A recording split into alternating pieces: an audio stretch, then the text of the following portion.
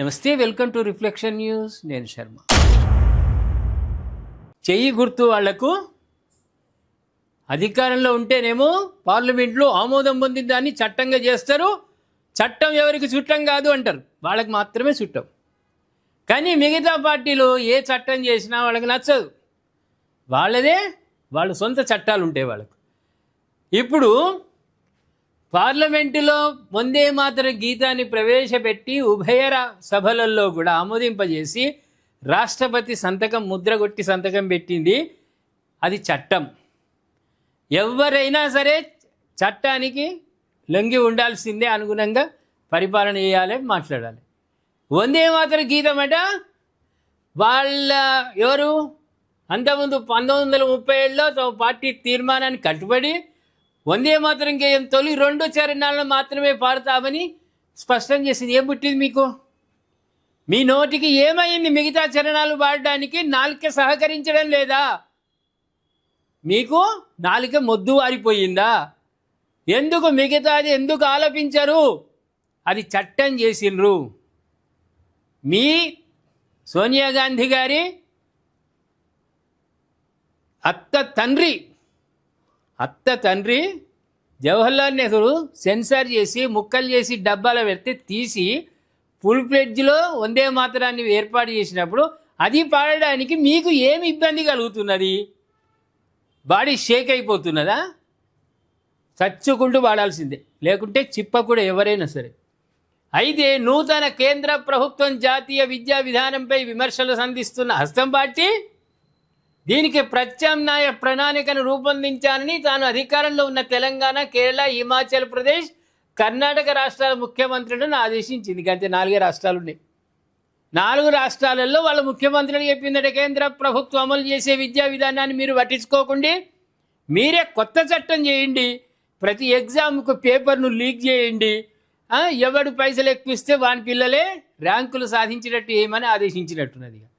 ఈ 4 రాష్ట్రాలలో జీ హుజూర్ అంటారు. మిగతా అంతా బీజేపీ కేంద్ర ప్రభుత్వ నిర్ణయాలు వాళ్ళు శిరసావహిస్తారు. కానీ ఏమున్నా ఈ 4 రాష్ట్రాలలో కూడా కాంగ్రెస్ పార్టీ పోయి బీజేపీ వస్తే దేశమంతా కూడా హిందుత్వ నినాదం వర్ధిల్లుతుంది, సనాతన ధర్మం వర్ధిల్లుతుంది.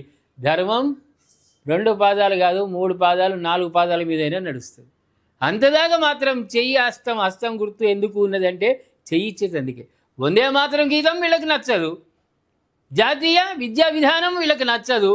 ఇక ఉన్న 4 ఇక్కడ ఉన్నారు ప్రేక్షకులు కనిపిస్తున్నారు కదా, 1 2 3 4 ఈ నలుగురు ఈయన నిద్రపోతున్నాడు.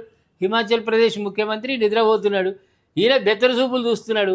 ఇదేవి కర్బరా మాది అని డీకే శివకుమార్ చూస్తున్నాడు. ఇక రేవంత్ రెడ్డి అయితే ఇంకా కొత్త విద్యా విధానం ఏమైనా పెట్టాను స్టేట్లో, ఇంకా పొరగాళ్ళని ఆగం చేద్దామని రేవంత్ రెడ్డి చూస్తున్నాడు. అంతే వీళ్ళు చేసేది గదే.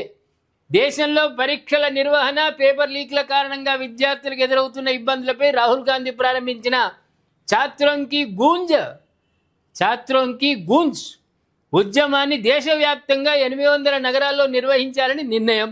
Utter flop. నీ పాదయాత్ర ఏమైంది? పాదయాత్ర కూడా 0 అయిపోయింది అప్పుడు. ఇప్పుడు ఇవి కూడా అంతే. ఇది కొన్ని కార్యక్రమాల్లో రాహుల్ గాంధీ కూడా పాల్గొంటారట పాపం. అయోధ్య రామ మందిరం విరాళం చోరీ తీవ్రమైన అంశం. ఇది ప్రజల భావోద్వేగాలకు ముడిపడిన విషయం.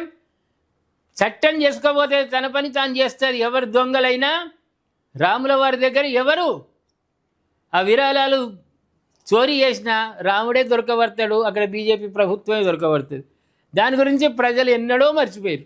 నువ్వు మళ్ళా మెసిలిస్తున్నావు, ఏమో సానుభూతి పొందాలని మెసిలిస్తున్నావు, కానీ అది ఉట్టిదే, వేస్ట్ ముచ్చట. అక్కడ రాముడు చూసుకుంటాడు అయోధ్యలో, కేంద్ర ప్రభుత్వం చూసుకుంటుంది, ఉత్తరప్రదేశ్ సీఎం చూసుకుంటాడు. ఏం అందులో దొంగలు దొరకబడతారు, ప్రజలకు చూపిస్తారు.